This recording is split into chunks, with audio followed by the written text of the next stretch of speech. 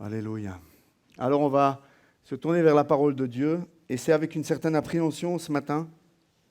Je ne sais pas pourquoi, ce n'est pas tous les dimanches, mais il y a des dimanches où j'appréhende plus, des dimanches où je sens plus une sorte de lourde responsabilité sur ces moments où nous prêchons. Et je vous invite à prier pour les prédicateurs. Vous savez, ce n'est pas évident. Hein. Le faire une fois par trimestre, je veux dire, il y a longtemps je faisais ça, quoi.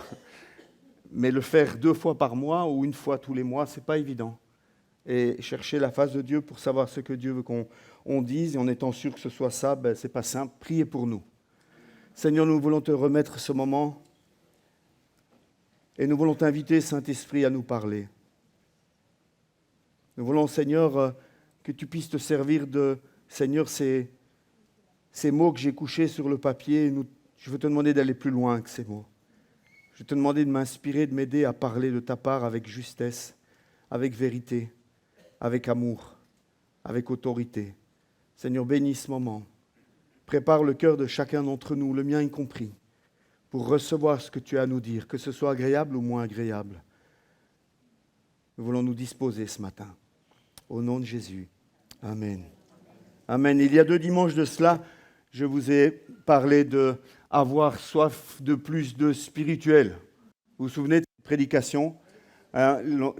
L'idée, c'était de laisser plus de place au Saint-Esprit, pas n'importe quoi. Quand je parle de surnaturel, j'ai bien précisé que je parlais de surnaturel dont la Bible nous parle et d'essayer de rester dans un cadre, dans des barrières de sécurité que la parole de Dieu nous donne. Et suite à cette prédication, j'ai été encouragé, je dois le dire. Nous avons été encouragés au niveau du conseil. Plusieurs personnes nous ont écrit. Beaucoup m'ont encouragé, simplement sans m'écrire, mais encouragé. J'ai pu voir que dans l'Église, une majorité est à la recherche de plus et désire vivre plus avec le Saint-Esprit de manière personnelle, mais aussi en tant qu'Église. Ça commence de manière personnelle et puis ça se poursuit en tant qu'Église. Ce n'est pas juste l'Église, parce que nous sommes l'Église. Lorsque 2 ou 3 sont réunis, il est au milieu d'eux, c'est déjà une Église.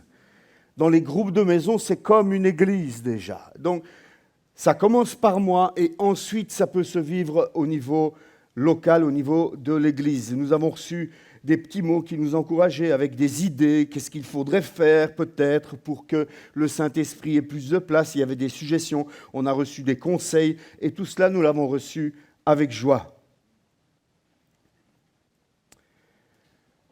Alors comment faire pour aller plus loin? C'était ma question évidemment. Après tous ces encouragements, je me suis dit mais comment faire pour aller plus loin? Et j'ai 2 choses à vous partager ce matin. J'aimerais d'abord vous parler un peu du Saint-Esprit. Et ensuite, j'aimerais vous donner la première clé. Je pense que Dieu m'a donné comme une révélation. C'est venu à moi comme quelque chose de tellement évident, à côté duquel on passe le plus souvent. J'aimerais vous partager, et il y en aura plusieurs, il y en aura encore une autre la semaine prochaine, et peut-être encore la fois suivante où j'aurai l'occasion de prêcher. Mais une première clé qui est pour moi une révélation que l'Église doit entendre et que les chrétiens doivent entendre ce matin sur comment faire pour vivre plus du Saint-Esprit. Mais d'abord, qui est le Saint-Esprit? Je pense que ça commence aussi par cela. Je ne sais pas si vous le savez, mais on appelle souvent le Saint-Esprit le Dieu oublié. Vous avez déjà entendu cette expression? On appelle souvent le Saint-Esprit le Dieu oublié. J'ai bien aimé dans un des chants qu'on a chanté, je me suis assis, j'ai écrit cette phrase, a résonné en moi. On a chanté « Que nous soyons plus sensibles à ta présence ». Vous vous souvenez de cette parole? Combien de fois par jour est-ce que tu te rappelles que tu es le temple du Saint-Esprit? Combien de fois par jour est-ce que tu t'arrêtes pour te dire « Ah, attention, je ne suis pas tout seul. Le Saint-Esprit est avec moi.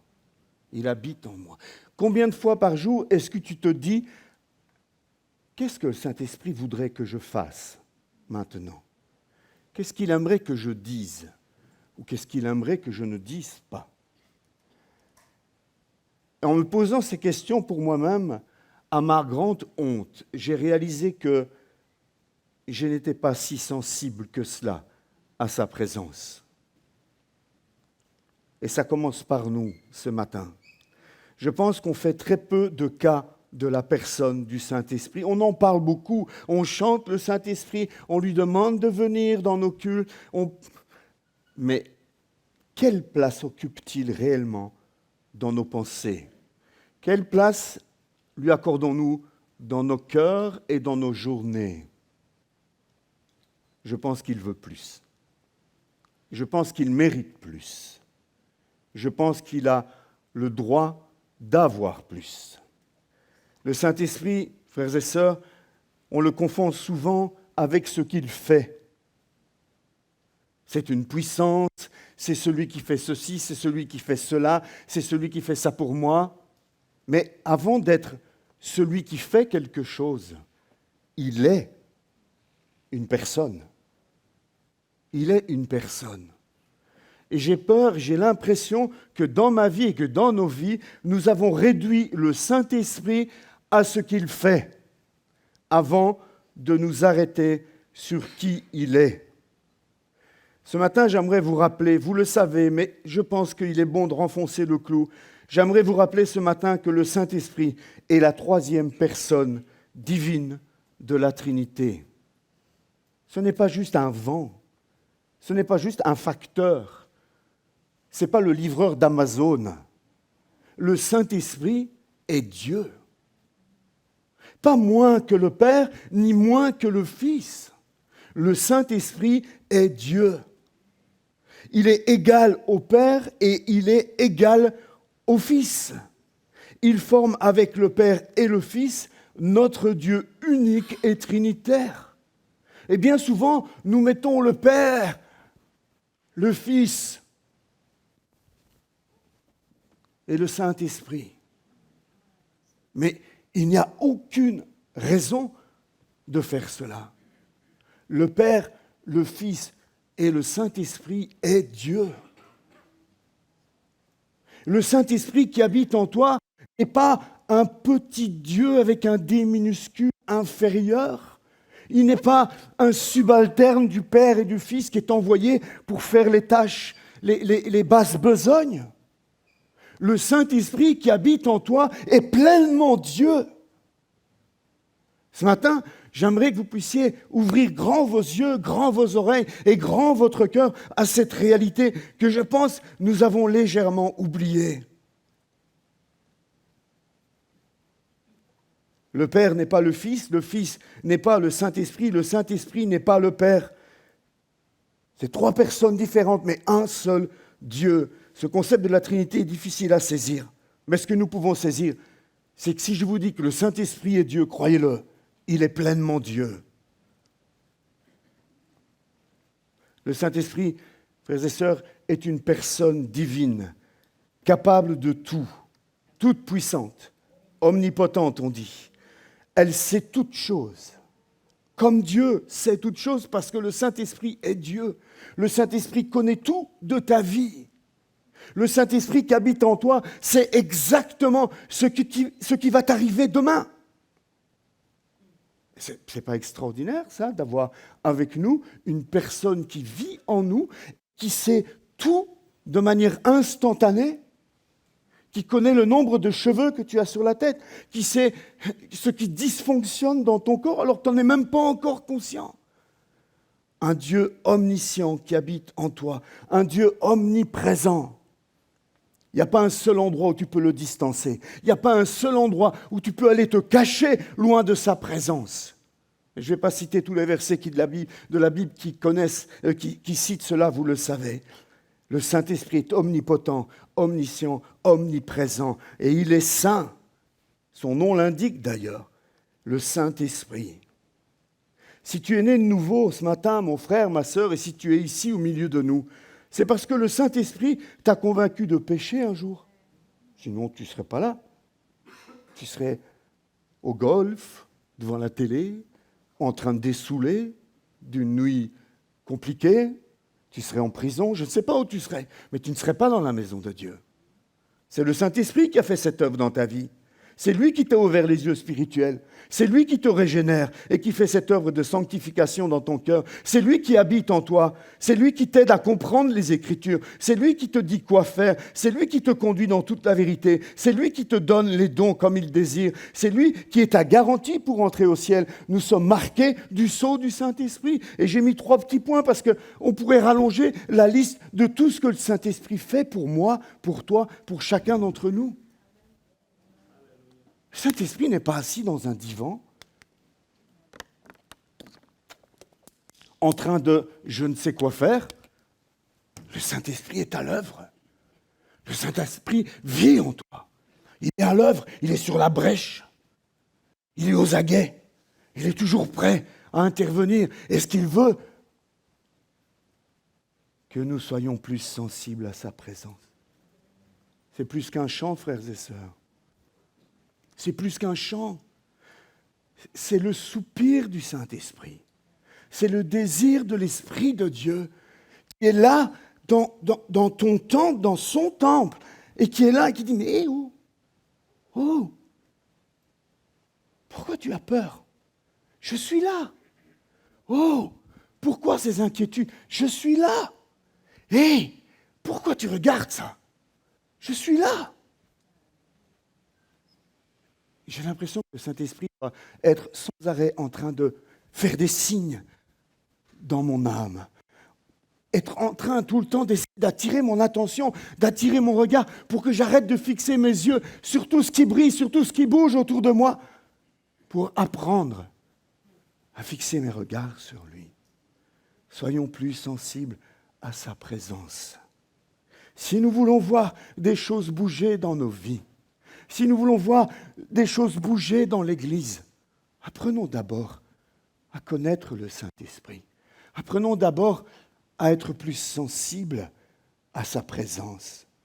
Ce n'est pas juste, je suis à l'Église, là il faudrait que le Saint-Esprit fasse quelque chose. Non, le Saint-Esprit va te dire, apprends d'abord à le vivre au quotidien avec moi. Apprends d'abord à le vivre dans les choses simples de tous les jours. Je ne suis pas celui sur qui tu tires la ficelle quand toi ça t'arrange. Je suis Dieu. Je suis ton Dieu. Tu m'as fait allégeance. C'est moi qui dois diriger ta vie. Ce n'est pas à moi à te suivre comme un petit chien derrière toutes tes envies, toutes tes lubies du moment. Nous avons énormément de choses à apprendre, frères et sœurs. Nous avons énormément de choses à réformer dans notre vie et dans notre quotidien. Est-ce que vous commencez ce matin à voir un peu plus l'importance du Saint-Esprit dans nos vies? Il ne suffit pas de soupirer après plus du Saint-Esprit dans nos cultes. Il faut d'abord commencer par soupirer après plus de Saint-Esprit dans nos vies personnelles, au quotidien, au boulot, dans ta famille, dans ton couple, dans les conversations avec ton conjoint, dans ta vie intime avec ton conjoint, dans tes relations avec tes enfants, dans tes choix personnels, dans tes dépenses même. Il est Dieu, même sur ton portefeuille. Fermez la porte à clé, vite. Tout cela, frères et sœurs, tout est cité. Ce qui est extraordinaire, c'est que le Saint-Esprit le fait avec un respect pour nous que jamais personne n'a témoigné envers nous. Il y a un mot en anglais que j'aime utiliser pour parler du Saint-Esprit, c'est le mot gentleman. Le Saint-Esprit te respecte, tu ne peux pas imaginer comment. Là où le diable et les démons viennent en fracassant la porte, en essayant d'entrer par violence et par force et d'imposer leur volonté et de tout casser, de tout détruire, le Saint-Esprit vient comme une colombe, comme une douce colombe. Et il est là. Et il attend que tu prennes conscience de sa présence, que tu sois plus sensible à sa présence. Attention, quand je dis colombe, ça ne veut pas dire chétif et frêle. Le Saint-Esprit est Dieu. Le Saint-Esprit était là au moment de la création de l'univers. Il est tout-puissant. Ne vaut-il pas la peine de mettre notre main dans sa main puissante? Ne vaut-il pas la peine, n'est-il pas win-win pour nous d'apprendre à marcher dans son nom plutôt que lui dans la nôtre? Le Saint-Esprit est hyper patient. C'est une prière que je fais souvent en disant merci Saint-Esprit pour ta patience envers moi. Le nombre de fois où je l'ai obligé à faire, entendre, regarder des choses qui lui étaient en abomination. Il est hyper patient. Il nous aime d'un amour divin. Il est amour. Et il a compassion de chacun d'entre nous. Ne croyez-vous pas qu'il mérite un peu plus de respect, d'écoute et d'obéissance? J'aimerais vous parler, pour mon deuxième point, avant d'arriver au cœur du sujet, quand même quelques mots sur quel est le but du Saint-Esprit. Parce que s'il est là en nous, c'est parce qu'il y a une raison, il y a un but. Jésus en parle dans Jean, chapitre 14, 15 et 16. Je ne vais pas relire ces passages parce que ce n'est pas le cœur de mon texte, mais dans Jean 14, 15, 16, Jésus explique un peu pourquoi le Saint-Esprit vient. Le but du Saint-Esprit, il a été envoyé pour les croyants dans le but de rester éternellement avec eux. Le Saint-Esprit n'est pas venu juste pour t'accompagner durant ton séjour terrestre. Excusez-moi, j'ai mal à la gorge ce matin. Mais le Saint-Esprit t'a été envoyé par Christ pour rester avec toi. Pensez à ce mot. Pour rester avec toi éternellement. Ce n'est pas seulement pendant ce temps sur terre, mais pour l'éternité, nous serons remplis du Saint-Esprit. C'est ça son but, être avec toi. Moi, quand Michel m'a dit, Eric, j'accepte d'être avec toi pour le restant de mes jours, ça a été un jour mémorable. Et le Saint-Esprit te dit la même chose. Mon but, c'est de rester avec toi pour l'éternité. Toi, le veux-tu? Le terme que Jésus emploie, c'est paraklétos, qui est traduit différemment. Le Saint-Esprit est venu pour être ton défenseur. Il est venu pour être ton consolateur. Il est venu pour être cet ami qui prend ta défense. Il est venu pour être celui qui parle en ta faveur. Waouh! Qui aimerait un ami comme ça? Il est là, Santos, ce matin. Il n'est pas là, Santos, ce matin. Il est où? Il est parti. Ah, je l'ai fâché. Mince. Mais imaginez un colosse 3 fois comme Santos qui est en permanence avec toi pour te défendre, pour parler en ton nom. Et le Saint-Esprit, c'est ce qu'il veut être avec toi. Ton ami, ton défenseur. Nous faisons si peu cas de lui.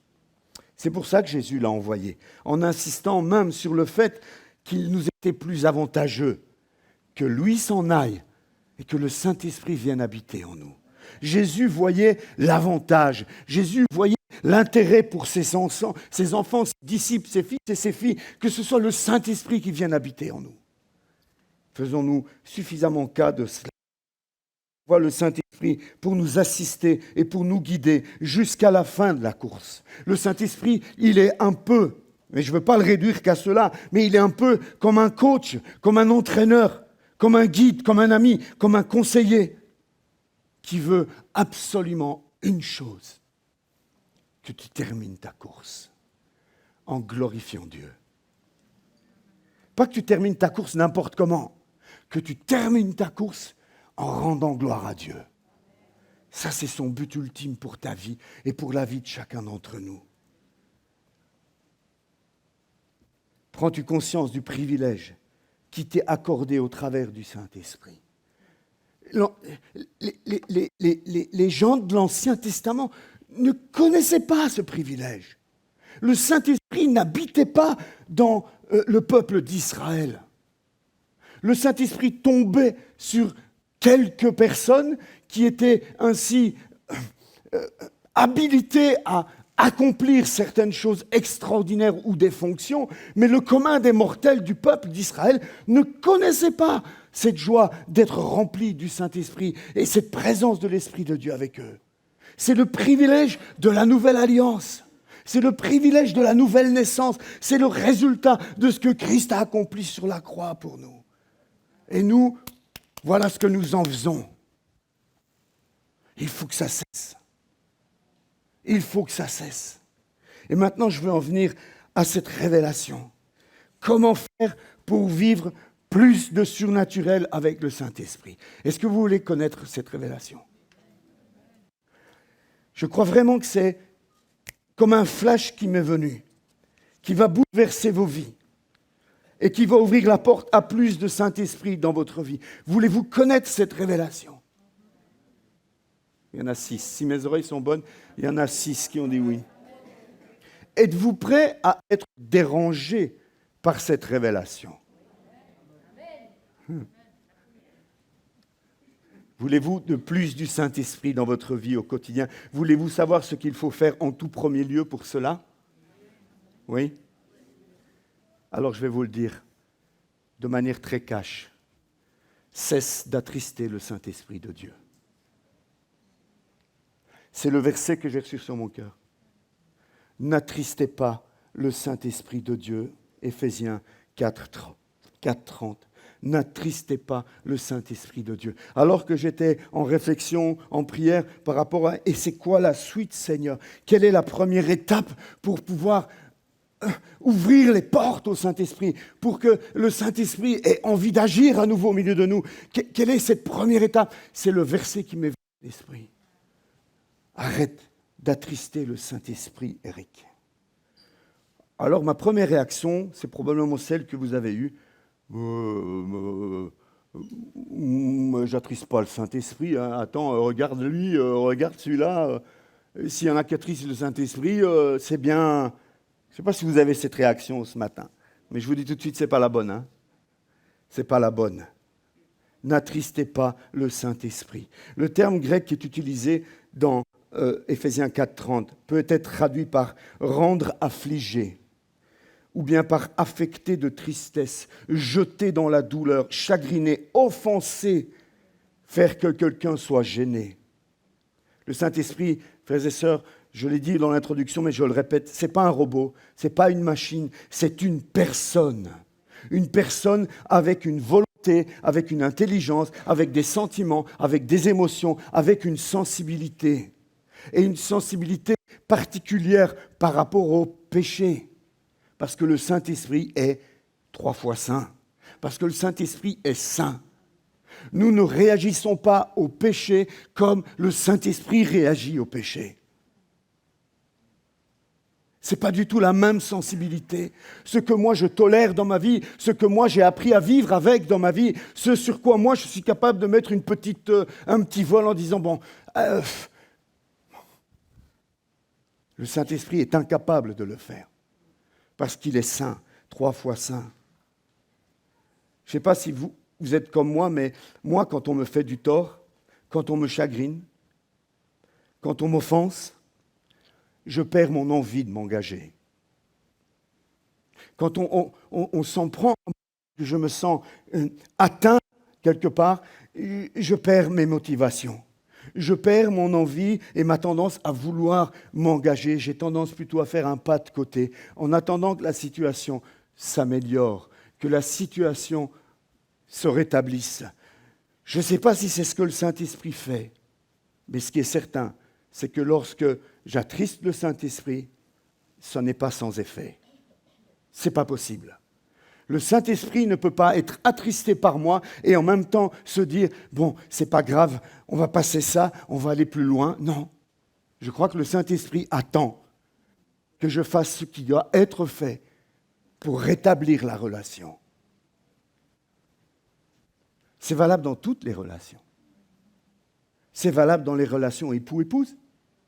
Vous êtes exécrable avec elle, vous lui faites les pires vacheries, vous lui dites des choses horribles, et le soir, vous espérez avoir votre petit câlin. Faut pas rêver, hein? votre ado vous fait des vacheries pendant toute la journée, la relation, elle est...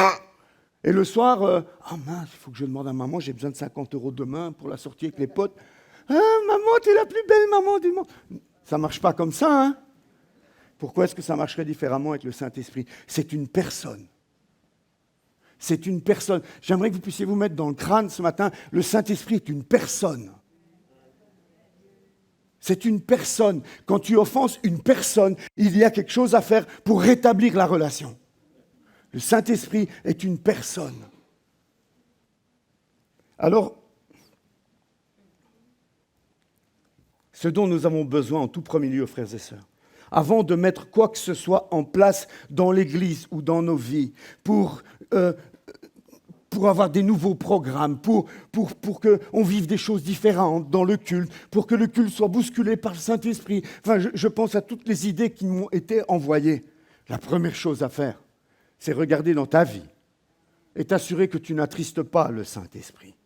Alors pour ceux qui ont du mal à comprendre ce que j'entends par là, j'aimerais vous donner 3 domaines de nos vies où nous sommes prompts à attrister le Saint-Esprit. Il y en a plus, mais j'en ai choisi 3 qui me semblent être importants, qui passent de la tête, de la bouche, pardon, mais bon, le cerveau, on voit les paroles, mais de la bouche au cœur à plus bas. On va voir ces 3 domaines.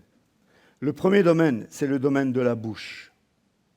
Lorsque tu mens, lorsque tu dis des paroles malsaines, lorsque des vulgarités sortent de ta bouche, lorsque les paroles qui sortent de ta bouche n'édifient pas, mais salissent, détruisent, minimisent, diminuent, lorsque ta bouche proclame des calomnies, lorsque tu prends plaisir à raconter ou à écouter des blagues cochonnes, lorsque des insultes sortent de ta bouche, lorsque ta bouche est remplie de sarcasme, de critiques, lorsque ta bouche est remplie de médisance, que crois-tu qu'il se passe avec le Saint-Esprit dans ton cœur?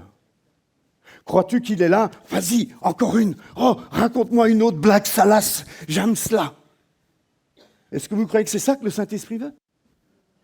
Chaque fois que tu ouvres ta bouche pour ce genre de choses, le Saint-Esprit se recroqueville. À chaque fois, il prend du recul. À chaque fois, il est attristé. La langue aussi est un feu, c'est le monde de la méchanceté. Ainsi, la langue se trouve parmi nos membres, elle souille tout notre corps et enflamme le cours de notre existence, étant elle-même enflammée par l'enfer, dit Jacques. Chapitre 3, verset 6. Frères et sœurs,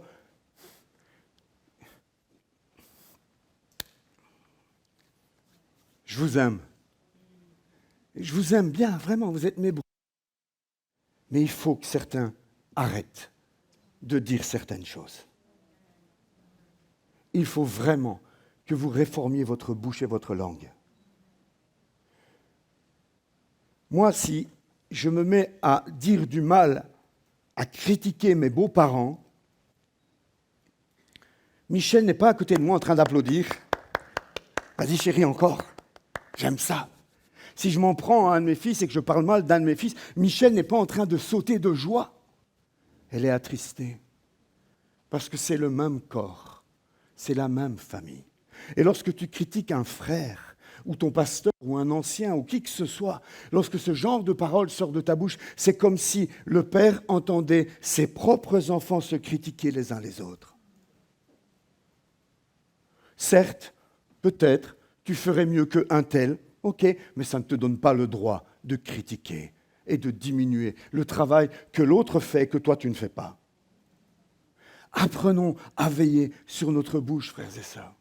Je pense que c'est un des domaines qui attriste profondément le Saint-Esprit dans nos vies. Il faut que ça cesse. Ce n'est plus tolérable dans ta vie et ce n'est pas tolérable dans l'Église parce que ça attriste le Saint-Esprit. Et ne pense pas que cela n'a d'impact que pour toi parce que tu es un membre du corps. Et si un membre est malade, c'est tout le corps qui est malade. Et donc, quand je vous dis que nous devons d'abord individuellement nous ouvrir au Saint-Esprit et apprendre à être conscients de sa présence et apprendre à ne plus l'attrister, c'est pour le bien du corps aussi. Parce que s'il y a plusieurs qui critiquent dans l'Église, vous croyez que le Saint-Esprit a envie d'agir? Ce n'est pas seulement une question personnelle, c'est aussi une question de corps. Si le péché réside dans l'Église, le Saint-Esprit n'agira pas. Ça commence par toi. Ça commence par toi. Ne ris plus à ce genre de paroles, à ce genre de blagues. Ne reste plus indifférent à ces choses-là. Ça ne fait pas rire le Saint-Esprit. Ça l'attriste. Exhortons-nous à ne plus laisser sortir de nos bouches ce genre de paroles. Reprenons-nous les uns les autres. Pourquoi pas? Si vous estimez que je dis quelque chose qui est blessant, qui est humiliant, qui est une critique pas fondée, dites-le moi. Je vous donne l'autorisation de me le dire. Est-ce que nous pouvons nous donner cette autorisation mutuellement? Est-ce que nous sommes prêts à nous reprendre les uns les autres? Pas pour nous abaisser les uns les autres, mais pour nous exhorter les uns les autres à changer ces mauvaises habitudes. Parce que souvent, ce sont des mauvaises habitudes. Les personnes qui critiquent ne sont pas des personnes qui... ah tiens, je vais critiquer. Non, c'est des personnes qui ont l'habitude de vivre dans la critique. Et qui se repaissent de critique. Et qui critiquent parce qu'il y a un mal-être. Et elles pensent qu'en critiquant les autres, elles vont se faire du bien et s'élever. Peut-être qu'aux yeux des hommes, tu t'élèves, mais aux yeux de Dieu, tu t'abaisses. Aux yeux de Dieu, ce que tu fais, c'est scandaleux. C'est une offense. C'est du péché. Ça va à l'inverse de la sainteté. Il faut que ça cesse au milieu de nous. Je le demande solennellement ce matin. Il faut que ça cesse. Alors, regarde ta propre vie. Rentre chez toi tout à l'heure et analyse ta propre vie. Demande à ton conjoint. Demande à un ami, est-ce que tu trouves que? Et sois prêt à entendre la réponse. Ne va pas demander à celui que tu sais qui va te caresser dans le sens du poil. Hein. Va vers quelqu'un qui va être vrai avec toi. Et entends la réponse et repens-toi. Demande l'aide de Dieu pour réformer cette mauvaise habitude dans ta vie. Cessez de vous envoyer des stupidités sur WhatsApp. Le deuxième domaine, c'est le domaine du cœur. On passe de la bouche, on descend, on va au domaine du cœur. Le cœur, c'est le symbole de l'amour. Quand on veut dire à quelqu'un qu'on l'aime, voilà, moi quand je suis au Togo, j'envoie des cœurs à Michel sur WhatsApp et elle m'envoie aussi des petits cœurs. Et il y en a plein des différents, c'est chouette. Le cœur, c'est le domaine de l'amour. Et ce matin, je vous pose la question, qu'aimons-nous le plus? Qu'aimons-nous le plus? Qui occupe la première place dans nos cœurs? Est-ce Dieu ou est-ce notre confort, nos richesses, notre niveau de vie, notre famille, notre conjoint, nos enfants, notre travail? Il peut y avoir tellement de choses différentes qui occupent la place de Dieu dans nos cœurs.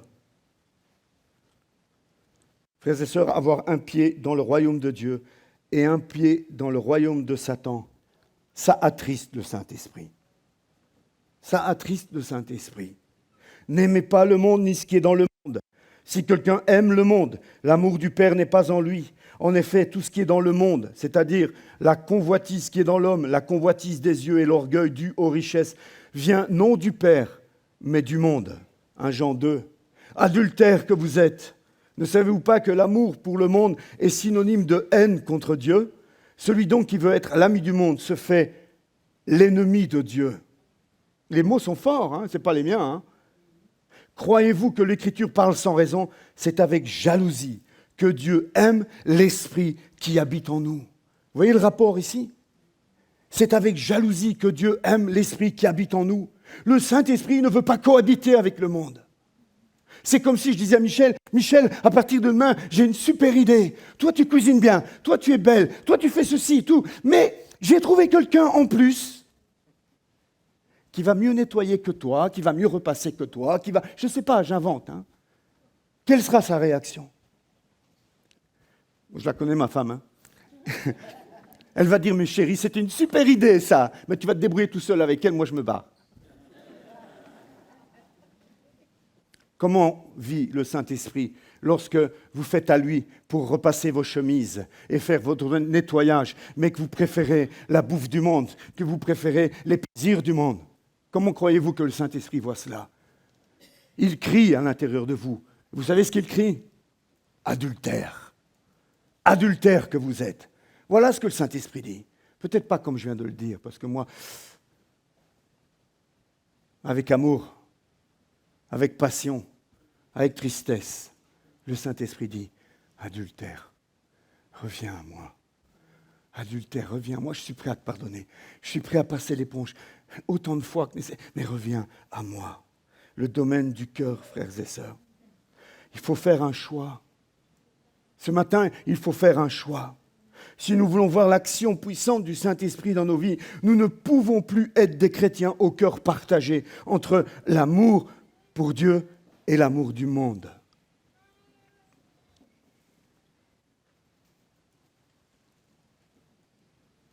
Ça va? Tu veux un chant? Qu'est-ce que tu veux comme chant?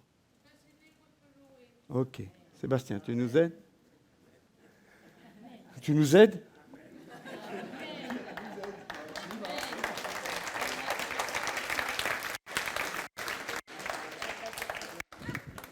Après, je continue, Nelly.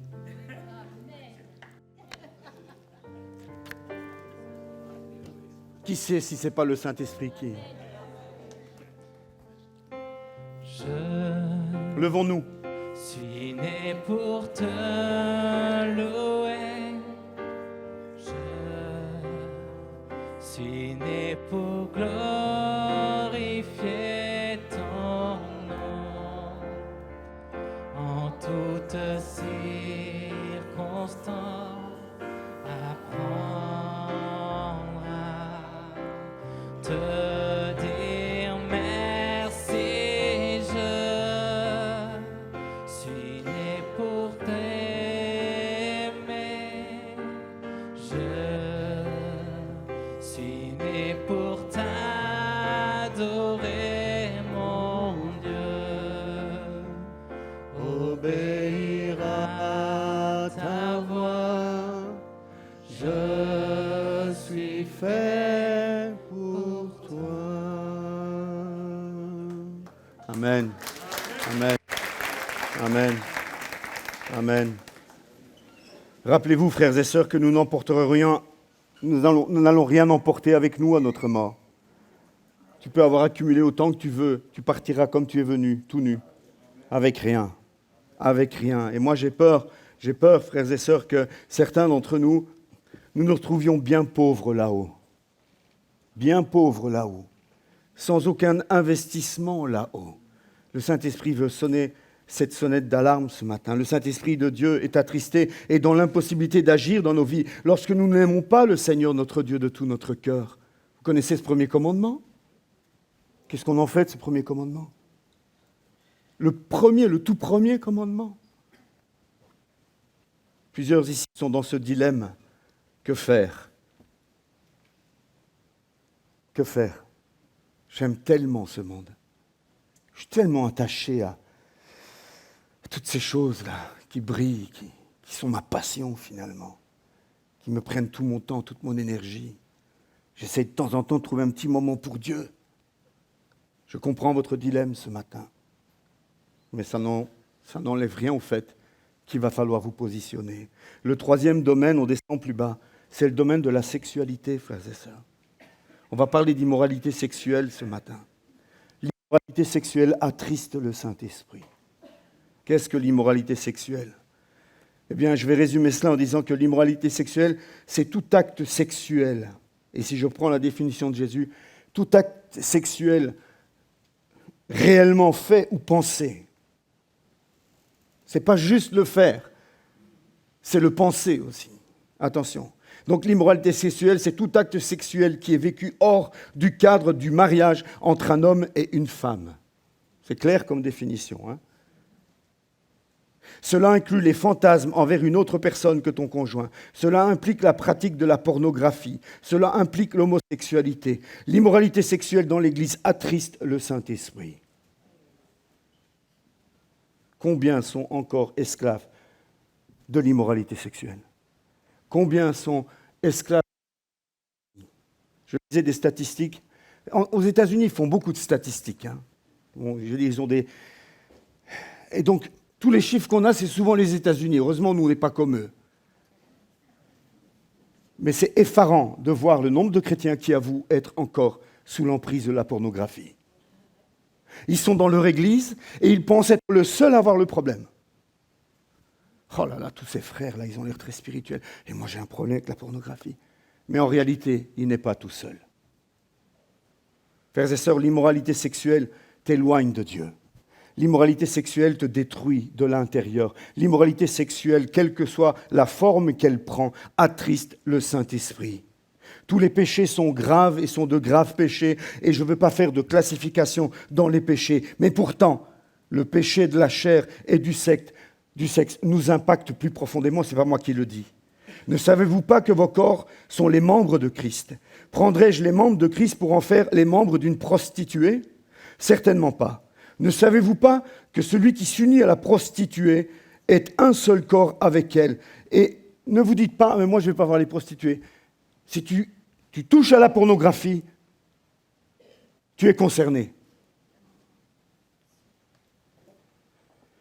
Les deux ne feront qu'un. En effet, il est dit, les deux ne feront qu'un. Mais celui qui s'unit au Seigneur est un seul esprit avec lui. Fouillez l'immoralité sexuelle. Il n'y a pas beaucoup de péchés dans la Bible où nous sommes encouragés à fuir. Nous sommes souvent encouragés à résister, nous sommes encouragés à ceci, à cela.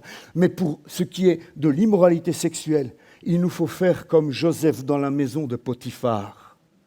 Ne pas essayer de raisonner la femme de Potiphar, ne pas essayer de négocier avec la femme de Potiphar. Il faut fuir. Il faut fuir. Et voilà ce que dit le texte. Tout autre péché qu'un homme commet est extérieur à son corps. Mais celui qui se livre à l'immoralité sexuelle pêche contre son propre corps. Alors, il n'y a peut-être pas une gradation dans le péché, mais il y a un impact différent du péché de l'immoralité sexuelle. Ne le savez-vous pas ? Votre corps est le temple du Saint-Esprit qui est en vous et que vous avez reçu de Dieu. Vous ne vous appartenez pas à vous-même. Vous avez été racheté à un grand prix. Rendez donc gloire à Dieu dans votre corps et dans votre esprit qui appartiennent à Dieu. Lorsque tu te livres à l'immoralité sexuelle, le Saint-Esprit qui habite en toi, il ne prend pas ses valises pour aller faire un petit tour, va boire un café pendant que le Saint-Esprit reste en toi. Ce que tu vois, il voit. Ce que tu fais, il fait. Ce que tu entends, il entend. L'immoralité sexuelle attriste le Saint-Esprit. Profondément, profondément. Frères et sœurs, il nous faut là aussi travailler sur ce domaine. Si nous sommes plusieurs ici à vivre dans l'immoralité sexuelle, je ne parle pas qu'aux hommes, attention, hein. De plus en plus de femmes sont addictes à la pornographie aussi. Donc, messieurs, ne vous sentez pas uniquement visés. Les chiffres le montrent. De plus en plus de femmes sont aussi addictes à la pornographie. C'est de l'immoralité sexuelle. C'est quelque chose qui te détruit de l'intérieur et qui attriste le Saint-Esprit. Conclusion. Ce matin, j'ai qu'effleurer 3 des domaines de nos vies qui peuvent attrister le Saint-Esprit. Évidemment, il y en a d'autres. Nous n'aurons pas une effusion du Saint-Esprit dans l'Église. Ce que j'entends en écrivant cela, c'est que je ne pense pas que si nous ne réformons pas ces 3 domaines dans notre vie, et ça fait des mois qu'on parle de sanctification, je vous le rappelle. Hein. Je ne suis pas en train tout d'un coup de tomber comme un cheveu dans la soupe. Ça fait des mois que nous avons ce thème de la sanctification. Et je ne pense pas que c'est un hasard que le Seigneur nous pousse maintenant vers plus du surnaturel, plus du Saint-Esprit dans nos vies. Et on revient à ce qu'on a vu pendant des mois. Ok, tu veux tout cela, mais rappelle-toi de ce qu'on a vu avant. Sans la sanctification, et ça commence par toi, Nathan, ça commence par toi, Sarah, ça commence par toi, Martha, ça commence par toi, Flora, ça commence par chacun d'entre nous. Nous devons retrousser nos manches, frères et sœurs, parce que je crois que votre désir de vivre l'Esprit, il est sincère. Je crois que votre soif de plus de Dieu est sincère, mais vous ne pouvez pas avoir soif de plus de Dieu et en même temps soif de tous ces domaines dont j'ai parlé. Ça ne peut pas aller ensemble. Ça ne peut pas aller ensemble. C'est comme si vous preniez la soupe aux poireaux et que vous mélangiez la macédoine de fruits avec. C'est infect. Il faut faire des choix. Nous sommes amenés là. Je pense qu'en cette fin d'année scolaire, le Saint-Esprit nous amène au pied du mur. Il nous amène au pied du mur. Et je pense qu'il va y avoir c'est un moment de rupture pour certains. Je sais que certains sont en train de se dire, c'est bien beau tout ça, mais moi je préfère rester attaché à ce qui me fait jouir, à ce qui me fait plaisir, à ce qui remplit mon cœur maintenant. Je pense que c'est un moment de rupture. Mais c'est aussi un moment où certains vont dire, moi je décide de vivre avec le Saint-Esprit. Je décide de renoncer à certaines choses parce que je veux plus du Saint-Esprit dans ma vie. Le Saint-Esprit habite en toi, il est 3 fois saint et par conséquent, il est plus sensible que toi au péché. Et ça, nous devons le comprendre ce matin. Il ne tolère rien de mauvais, de péché dans notre vie. Et nous ne pouvons pas continuer à vivre en fermant les yeux sur certaines choses. Nous devons dire non au compromis dans notre vie si nous voulons aller plus loin. Certains d'entre nous l'ont compris. C'est peut-être pour ça qu'ils sont très réticents à plus de surnaturel dans l'Église et dans leur vie. Ce que je vous propose ce matin, ce n'est pas une méthode nouvelle. Ce n'est pas de réorganiser nos réunions différemment. Ce n'est pas de nous lancer dans des réunions d'attente du Saint-Esprit seulement. Je ne dis pas que ces choses-là sont mauvaises, mais ces choses-là sont sans valeur s'il n'y a pas d'abord une réforme personnelle dans nos vies. Si nous vivons cette réforme de manière personnelle et qu'ensuite, en tant qu'Église, nous avançons ensemble dans cette direction, alors il vaudra la peine de prévoir des soirées d'attente du Saint-Esprit. Alors il vaudra la peine de réorganiser peut-être nos rencontres pour faire plus de place à l'Esprit. Sinon, nous allons faire plus de place à un esprit qui est attristé et qui, de toute manière, ne veut pas prendre plus de place pour l'instant. Ça commence par passer au contrôle technique de nos âmes. Ce qui peut réellement nous aider, frères et sœurs, c'est de développer une relation avec le Saint-Esprit. Et j'en viens à la conclusion là. Peut-être tu te dis, mais comment faire pour vaincre tout ce qui brille et qui m'attire tellement? Je pense que la solution, c'est d'apprendre à mieux connaître le Saint-Esprit. Ça fait 32 ans que je suis marié avec Michel. Et plus je la connais, plus j'ai envie de passer du temps avec elle. Plus je la connais, plus je suis sensible à ce qu'elle ressent, à ce qu'elle vit, à ce qu'elle veut. Un regard, parfois, me suffit pour me rendre compte que je viens de dire une bêtise. Que je viens de dire un truc à un de mes fils, où je suis à côté de la plaque. Un seul regard, un sourcil, parfois. J'ai compris. Et les gamins aussi. Parfois, je dis un truc, les garçons se tournent vers la maman, et on a compris, l'histoire est finie. Que nous puissions, frères et sœurs, avoir cette intimité avec le Saint-Esprit. Que nous puissions comprendre ce qu'il veut. Que nous puissions être plus sensibles à sa présence. Que nous puissions lui accorder plus de temps dans nos journées. Ça ne t'empêche pas de travailler, mais invite-le dans tes décisions. Invite-le dans tes choix, invite-le dans ton sport, invite-le. Vous savez que les Juifs, avant de faire l'amour, l'homme et la femme, vous savez ce qu'ils font? C'est Russie qui nous avait expliqué ça un mardi. Mais comme tout le monde n'était pas là, je vais vous le dire. Vous savez ce que les Juifs font avant de faire l'amour? Ils invitent Dieu dans la chambre. Ils adorent Dieu. C'est incroyable, non? Moi, quand il m'a dit ça la première fois, je me suis dit, oh, ça ne m'est jamais venu à l'esprit. Pourquoi? Parce qu'au fond de nous, la sexualité est polluée par toutes sortes de choses. La sexualité, frères et sœurs, au sein du mariage entre un homme et une femme, c'est Dieu qui l'a inventé. C'est Dieu qui l'a créé. C'est Dieu qui la veut. Ne vous privez pas l'un de l'autre. C'est un don de Dieu. C'est un cadeau extraordinaire que Dieu accorde. Et qu'est-ce que le diable fait avec tous les cadeaux que Dieu donne? Il vient, il déchire l'emballage. Déchire l'emballage pour qu'on voit le cadeau avant. Je pense aux fiancés. Je pense à ceux qui vivent hors mariage. Le diable déchire l'emballage. Et quand on a déjà vu le cadeau avant, c'est plus le même effet. Qu'est-ce que le diable fait? Il déchire la boîte et à l'intérieur de la boîte, il casse. Il casse autant qu'il peut casser à l'intérieur. Parce qu'ainsi, quand on va prendre le cadeau, on aura un regard sur le cadeau. Dieu veut restaurer ta sexualité. On ne parle pas souvent de cela à l'église. Hein? Ne soyez pas gênés. Ne soyez pas gênés. On parle de notre cœur, on parle de notre langue, des choses que Dieu nous a données pour le glorifier, pour l'aimer. Aussi, la sexualité, c'est un cadeau de Dieu. N'en faisons pas n'importe quoi. Soyez patients. Attendez. Je m'adresse aux fiancés, je ne sais pas s'il y en a beaucoup ici, mais ne détruisons pas ce que Dieu a créé de beau. Je vous invite à cesser d'oublier le Saint-Esprit. Je vous invite à cesser de l'ignorer. Je vous invite à apprendre à aller là où il veut aller. Je vous invite à écouter ce que lui a envie d'écouter. Je vous invite à découvrir la joie que c'est de faire ce que lui aime faire ou ce que lui aimerait que tu fasses. Apprenons à le connaître et à lui plaire. Développons avec lui une véritable relation. Disons-lui bonjour le matin, disons-lui au revoir le soir. Moi, je me lève, la première chose que je fais quand je rencontre mon épouse, c'est « Bonjour chérie ». C'est une personne. Elle a des sentiments, elle a des désirs, elle a des besoins. Je ne sais pas si le Saint-Esprit a des besoins.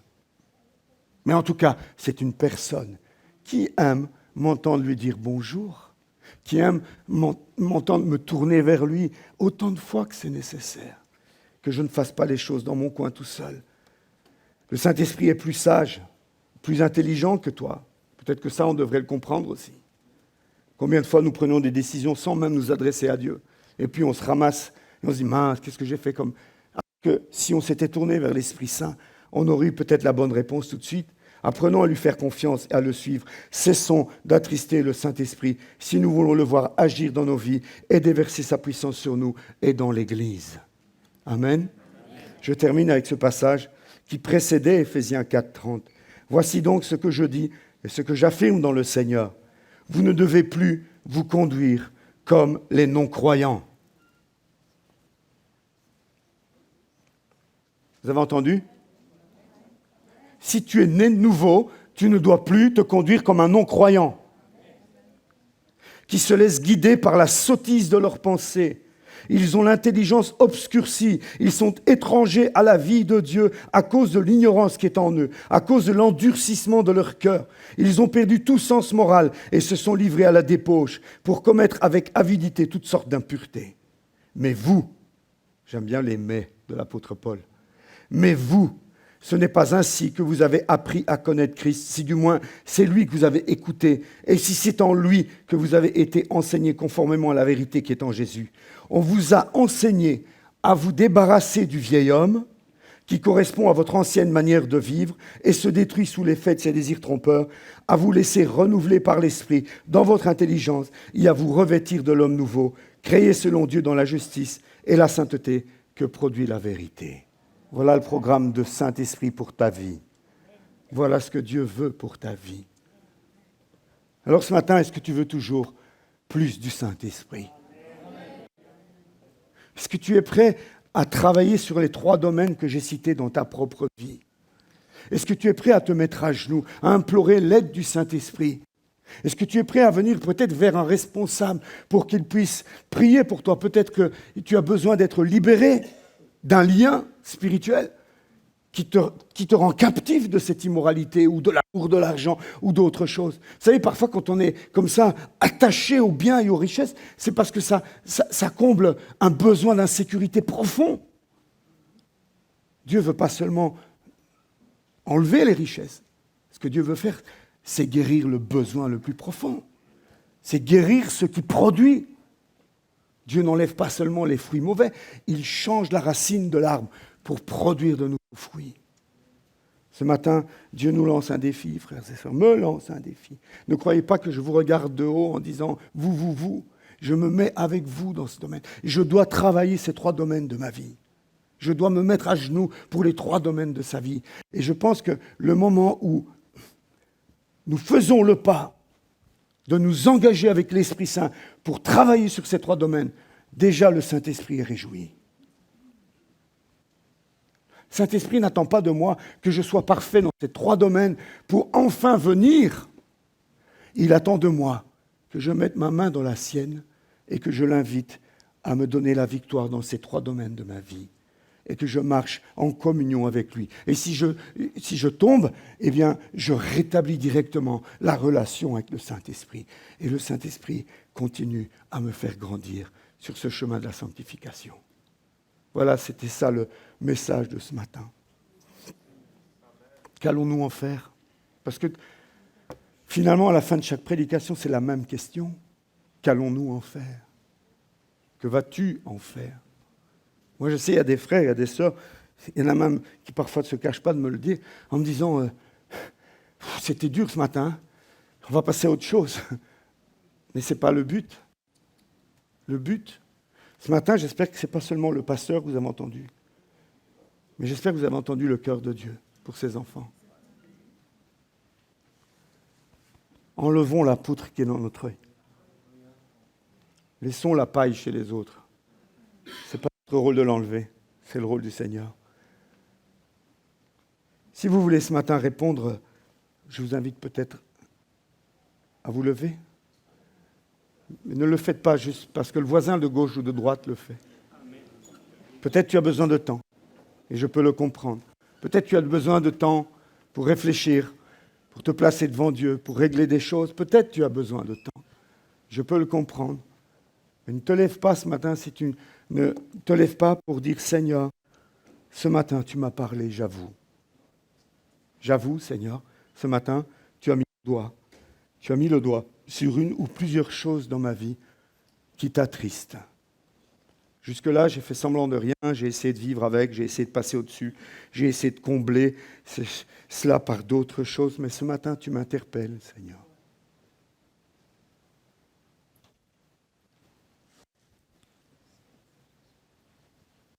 Seigneur, je me lève parce que je ne veux pas en rester là. Je me lève, Seigneur, parce que je veux t'inviter à travailler dans ces 3 domaines dans ma vie. J'en ai besoin, Seigneur. Je confesse ce matin en me levant que j'ai des failles au niveau de ma bouche, des failles au niveau de mon cœur et des failles au niveau de ma sexualité. Et j'ai besoin que tu viennes, Saint-Esprit, que je sois plus conscient de ta présence, aussi pour me donner la victoire dans ces 3 domaines. Saint-Esprit n'est pas seulement là pour pointer du doigt. Je vous l'ai dit, c'est un entraîneur. Un entraîneur, c'est vrai qu'il va relever les failles dans ta manière de courir, dans ta manière de jeter le javelot, mais son but n'est pas de t'abaisser. Son but, c'est de te faire progresser. C'est de te faire porter la victoire. Voyons le Saint-Esprit comme un ami, comme un coach, comme un entraîneur qui veut nous amener plus loin ce matin. Et confessons, repentons-nous. Pardon, Seigneur. Pardon, Seigneur, pour ces fantasmes que je laisse traîner dans ma tête. Pardon, Seigneur, pour ces pensées lubriques que je laisse parfois s'installer dans mon esprit. Pardon, Seigneur, pour ces regards qui déshabillent. Pardon, Seigneur, pour ces paroles qui sortent de ma bouche, qui viennent de mon cœur, qui ont abaissé un tel ou un tel, qui ont dénigré le travail d'un tel ou d'un tel, qui ont été de la calomnie. Pardon, Seigneur, pour ces choses-là. Pardon, Seigneur, pour l'amour que j'ai pour l'argent. Pardon, Seigneur, pour l'amour que j'ai pour mon bien-être, pour mon confort. J'essaie de me créer un paradis sur la terre en attendant le paradis dans le ciel. Pardon, Seigneur, pour tout cela. Je veux te redonner la première place dans ma vie. Je veux, Saint-Esprit, que tu sois celui qui guide mes pas, qui me conduise en toute la vérité. Je veux que tu sois mon Seigneur, Saint-Esprit, mon chef, celui qui me dicte jour après jour le chemin que je dois emprunter. Je veux marcher dans ton ombre, Saint-Esprit. Je veux être derrière toi, Saint-Esprit, et t'obéir, te réjouir, te plaire. Je veux, Seigneur, que notre relation augmente, s'approfondisse, s'intensifie, soit de plus en plus vraie, de plus en plus solide. Saint-Esprit, j'ai soif de plus de toi dans ma vie. Merci, Seigneur, ce matin, de nous interpeller. Fais ton œuvre, Saint-Esprit. Te faisons confiance et nous croyons que tes intentions pour nous sont bonnes et parfaites. Nous déposons nos vies à tes pieds. Merci, Seigneur. Amen.